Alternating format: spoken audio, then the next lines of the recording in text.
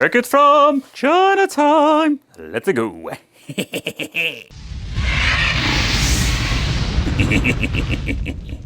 The Time Breaker light gun. I noticed this online and I just needed to check it out. With the simple reason this is maybe the ultimate solution if you want to replace your old, let's say, Namco light gun for your PlayStation 1 and PlayStation 2. So what is pretty cool that this thing is universal. I mean, particularly when it comes to the GunCon 1 and 2 mode, we're going to be having an option for recoil on and off. And they are freaking wireless, so no cable nightmare. And we do have the option for 6x9 or 4x3 screen ratio support. So, you know, I actually got one with the blue and the gray color, both are looking great. And we're going to be having the HDMI converter, because even in this kit we're going to be having an HDMI converter so we can plug in the original systems. But let's do a quick recap of the old situation. So these devices actually need an old school TV. Old school CRTs, yup. And I do actually own a couple of them because I wanted to play the original way. But I thought, is not a better option that can use with an LCD display? But let's be honest, that's going to be so much more convenient because CRTs are getting rare, expensive, and they're not like really, let's say, interesting option. But I love to play some old school Point Blank, or of course, one of my favorite, Time Crisis. Nevertheless, I must say that I really enjoyed myself the last couple of years with my original Namco light gun. And we're going to be also having this arcade version. Did separate videos on these. This is the real arcade with recoil, and for back in the day, this thing was pretty awesome. But you know, playing them on the CRT is not super convenient. So I noticed this Time Breaker light gun set, so let's unbox it. First, let's do a little bit of ASMR with the plastic. Oh yeah. But inside box we're going to be finding everything that we're going to be needing. Intech Gaming, thank you for your purchase, and of course going to be having a review that you can actually post online. So in here we're going to be the Intech Gaming manual with an explanation and what you're going to be having and needing. So you can actually see this is an optional part, so you don't really need it if you already own like an HDMI solution. And of course we're going to be having everything that we're going to be explaining, like what you can do, how you need to pair it, because we do have dongles with it. So, but in this package it only contains the blue color, and you need to do a little bit of an assembly. So I can tell you that out of the box that I am absolutely satisfied how this thing actually turns out. This looks really good. But let's see what we're going to be having more in the inside. All the needed cabling. We're going to be having one single sensor because we're not using the light gun situation. We're going to be having the same configuration that we have seen before. What I love about it is the magnet that you can actually connect over there. You can just put it on your television, put it in a certain position. So that is freaking awesome. Converters, even tools and everything. In here we're going to be having all of the plug and play solutions. So there's the PlayStation 1 and this is the PlayStation 2. So you can actually see for syncing there are buttons on there. So you can even do an upgrade if you want to, syncing, and that's what you need to do, because I'm guessing you need to resync it with, let's say, certain kind of, let's say, dongles if you want to play, for example, PlayStation 2 or PlayStation 1. So that's one thing to take consideration, or get two of them and sync one light gun to each system. But let's get a little bit overkill. What is Doggy? You also want to play some light gun? Yes, he wants to. Rah, rah. Rah, rah. Assembly itself is straightforward and very easy to do. The configuration is a little bit different than we have, like for example with Retro Shooter that we have also needed to assemble in the past. It's a combination of having a cable that's just sticking out that you need to plug into the other PCB. In the other side of the Time Breaker light gun situation, we're going to be plugging it in. So let's assemble. Assemble! So first of all, the weight itself is quite nice, but let's do a quick overview later on. So this is going to be a little bit of a situation. Okay, how do I going to be doing this? Let's see, let's slide it in. Oh yeah, this is absolutely more difficult than with the overall Retro Shooter, that's first generation.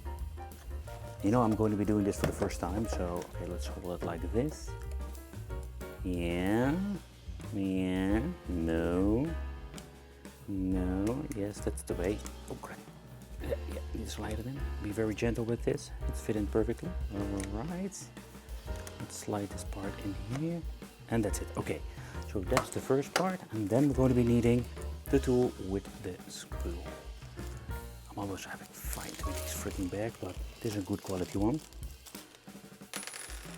And that's actually what we need to do. Let's slide it in. Let's always be very careful. No, don't put too much force on it. Let's slide this bad boy in. And we're going to be needing to assemble it like that. Easy peasy.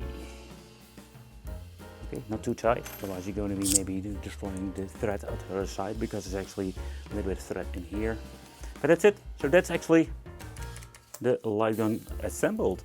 So let's do a quick overview. So when it comes to the light gun, there is a little bit of a configuration that you can do, for example over here at the side. So the manual states that if you have some problems, you can do a little bit of tweaking with it, but out of the box I'm not going to be doing it, with the simple reason the piece of plastic says the knob has been calibrated. So let's see how good it is out of the box. We're going to be having A and B at the side. They feel quite nice. Over here we're going to be select and start, trigger, configuration buttons. We're having even an in joystick mode over there, reload, USB-C, and everything that we're going to be needing. And at the front we're going to be having the on and off switch. So it's booting up. It looks pretty cool when it comes to the overall situation. When it comes to, let's say, the lighter feature, I think that it's looking pretty cool. It's flickering because we're going to be plugging this thing in. Let's put the assembly, let's sync it with the dongle itself. Let's plug in, let's say, the PlayStation to the HDMI converter. You remember that kit, the HDMI converter kit. So this is something you don't really need, so when you're going to be looking into it, but this is going to be super convenient if you want to use your PlayStation. So they're using their own Intec HDMI converter. I don't know if it's comparable with Kaiko that we've reviewed here on the channel, but everything that we're going to be needing is actually in here. Pretty cool, HDMI, and we're going to be having an USB-C, because I'm guessing this thing is going to be needing his separate juice. So we're going to be needing a USB for this particular bad boy. So let's do that. Alright, so I have this weird situation is that actually when I'm going to be plugging this thing in, you can turn it on and off over here. Different aspect ratio, okay, that's good. But the weird thing is that I'm using a 1080p display, but it seems to be not recognizing the system. You can see like import not supported. What the heck? That's the that's the first one. But when grabbing my old Samsung monitor that is not 1080p, seems to be working fine. Okay, that's really weird. I'm just gonna be honest with that. But let's take a close look at this particular part. Let's see if it actually stays in the right position. Yeah, put it in the middle. Okay, sweet. So even with a thicker monitor, it stands in perfectly, and what I like about it is the magnet. Yeah. A little bit slippery, but I think it's something pulling on the cable. Yep, that's my mistake.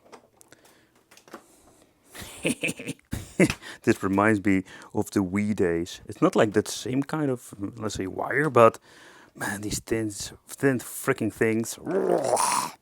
Nightmare. Ha, this is one of my favorite PlayStations because of the window. Woohoo! You spin my world! Yeah!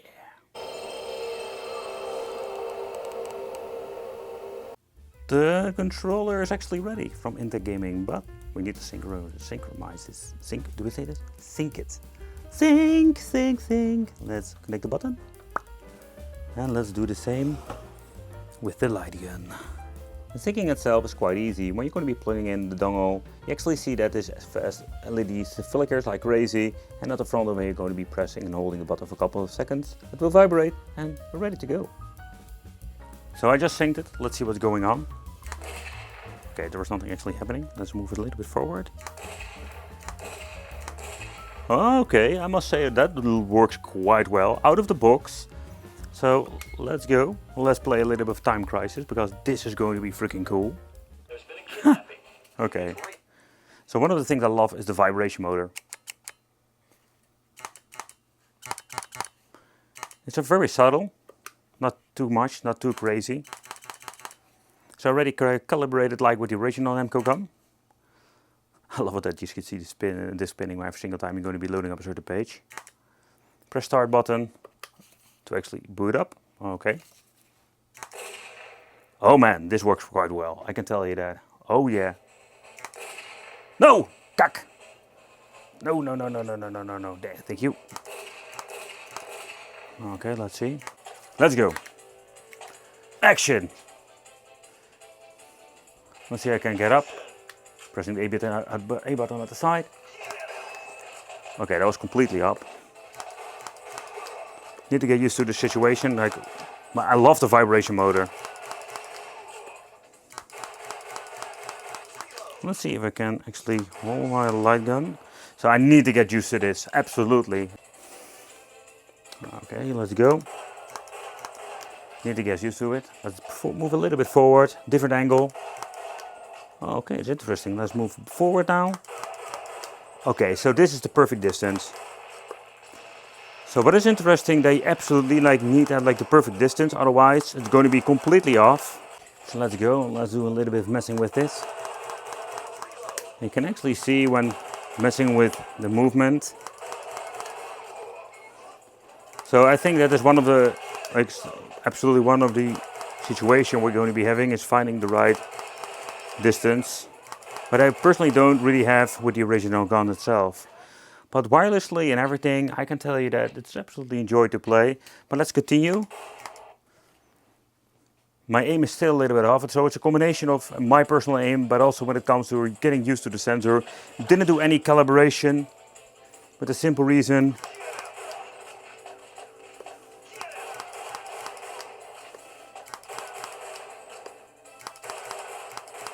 I actually noticed that my aim was going everywhere.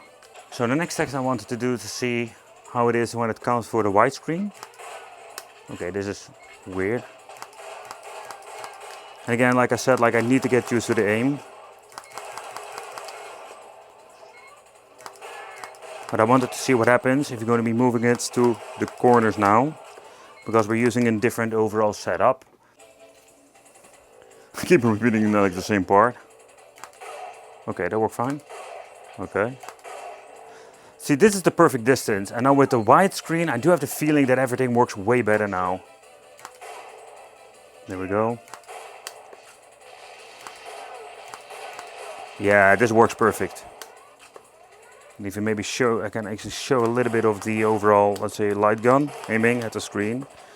So if you're going to be using the HDMI connector, it's absolutely for me, I would actually use it by 60:9 to give the overall best experience. And of course the distance needs to be perfect. But you can see getting used to the light gun. And let's put it in single aim. I'm guessing the multiple aim it doesn't make any sense doing that. So one of the games I love to play is when it comes to the point blank games. I can still remember that the point blank game with the real arcade one I actually checked out in a separate video did have problems. So let's take a close look at point blank. Let's see how compatible this thing is with one of my favorite games. Okay, that works fine. Let's go into the loading screen and let's see how compatible this thing is and how the overall fun is, because this game needs to be reacting perfectly. Because this is absolutely one of those competitive games, and of course we need to connect two of them with separate dongles. Let's see. Okay, that aim is perfect. Okay, let's see what's going on here. We can just check it out. You can see they do some weird shenanigans.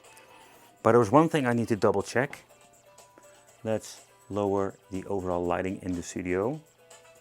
Let's see if this is going to be having an overall better effect.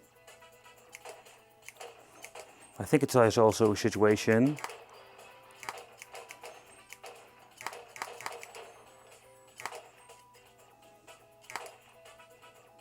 And if you're going to be, and what's interesting, you can see actually over here at the back, one of these LEDs is turning to a certain position, like in the red color. And that's meaning, you can see that, that's pretty cool. It actually knows what's going on. So the technology inside this thing is pretty cool. So let's move into the game itself. I was too late with shooting. Okay, shoot the targets. Controller's aiming and saying that everything is perfectly configured now, meaning perfect position.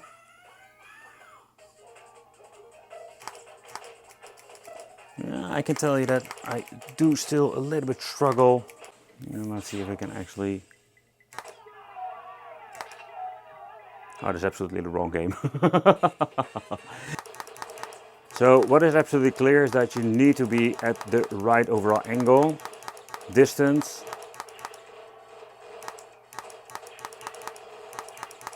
That is one thing to be sure. Now it's going to be so much better. And of course I'm using a smaller overall display. Maybe with a bigger display we're going to be having an overall better configuration. But that is one thing to take consideration, that you need to be in exactly the right configuration, the angle and everything. And I didn't do any configuration when it comes to, let's say, this particular part over here, because I don't want to mess with it. I wanted to see what it is out of the box. So far, if you're having the right position and you're going to be having the right overall angle, and I mean, if you go with distance, everything, it's going to be perfect. Let's see. Do let it around.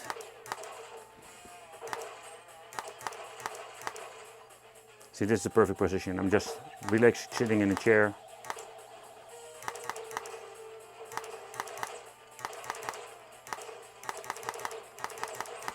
Now I can really enjoy this light gun.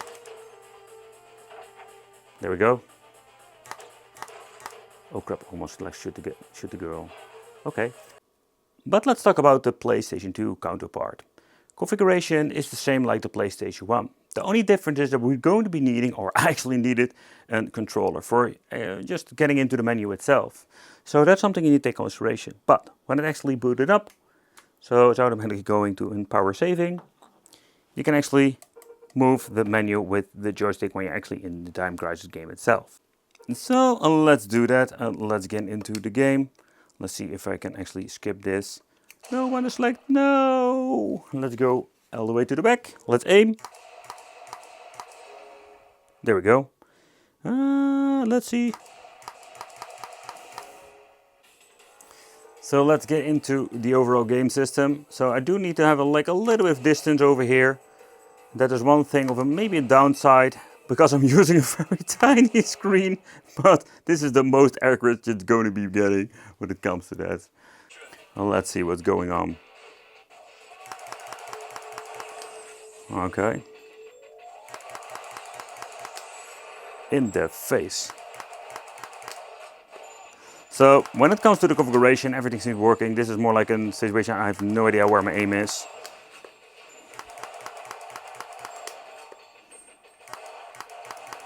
But when it comes to the plug and play compatibility, no, it's not bad at all.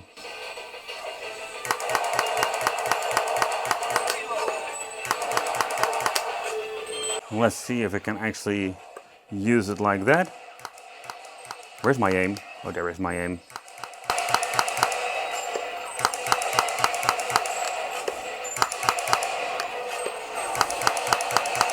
In the face again.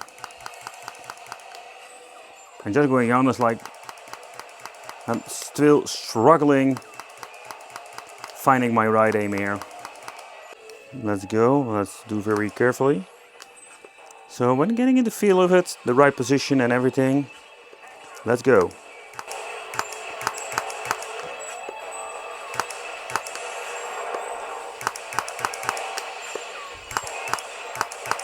I wanted to try something. I actually have this beautiful white PlayStation 2. I think as making this video, I never made a video about it. But let's plug it in. Because this is a completely different region, let's see if we can actually plug everything in. How compatible it is. Let's go. Oh, let's see, let's adjust and let's see if it even works. Oh, that's interesting. Okay, that seems to be working fine. Okay, so the cursor is something I wanted to show you guys. So let's move away from the screen.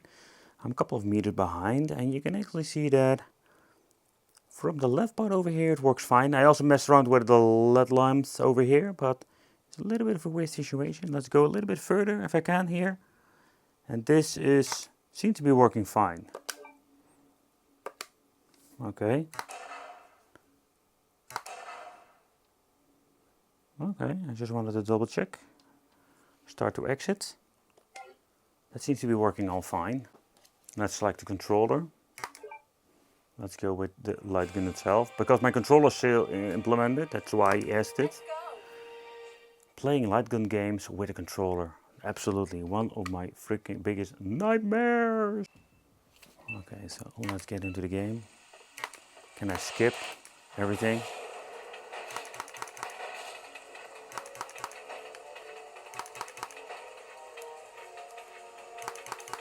I have no idea what I'm actually doing.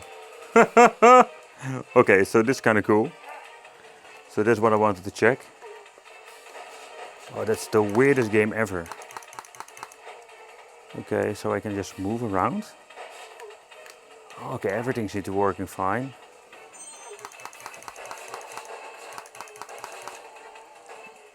But I'm going to be honest with you, I have no idea what I'm doing over here. This is the most weirdest game ever. You can just walk around. Okay.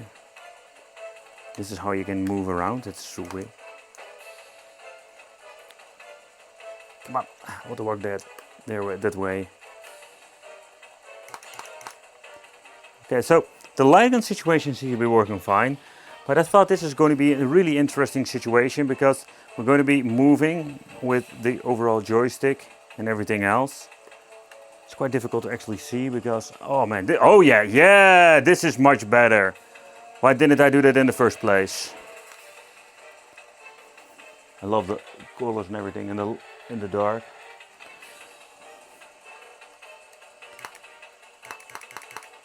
This is actually like the first time I've ever played this light gun game from Resident Evil. I have no idea what's happening. Okay, I'm actually shooting. Okay. This is maybe the most weirdest game ever, you know. But also interesting because you can just work yourself and shoot zombies. But it's cool. Different region. This gun works perfectly, this light gun itself. So what do I actually think of the overall situation? I think it's pretty cool that we do have like a wireless solution that works with PlayStation 1 and PlayStation 2 games. So far we've tested a couple of them, like Time Crisis Point Blank, Resident Evil and the PlayStation 2 Time Crisis Edition. However, when it comes to the sensor, many companies are actually using multiple, let's say, sensors, like the first generation of other shooters had actually 2 of them for the positioning. So with a single sensor, this is something we've seen before. So what I've noticed, if you're grabbing the light gun itself, you need to be of extremely distance to actually get something going on. You can actually see that both of the LEDs and the technology behind it is pretty cool.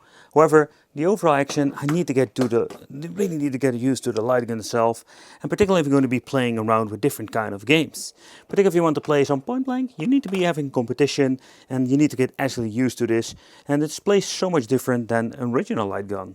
It's pretty cool that we can actually use this on different regions without any problem whatsoever. Okay, so when it comes to synchronization, that is super easy. You click on the buttons and it will synchronize super easy. Didn't have any problems there.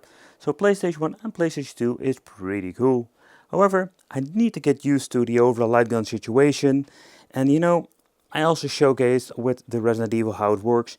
And I think the configuration of the single LED, they should do something differently with multiple LEDs. That is more accurate. So far, I must say it works, but I must say that I still need to get used to it. And we need to have like a crazy amount of distance for actually getting, let's say, an overall best overall configuration. Let me know in the comments what do you think.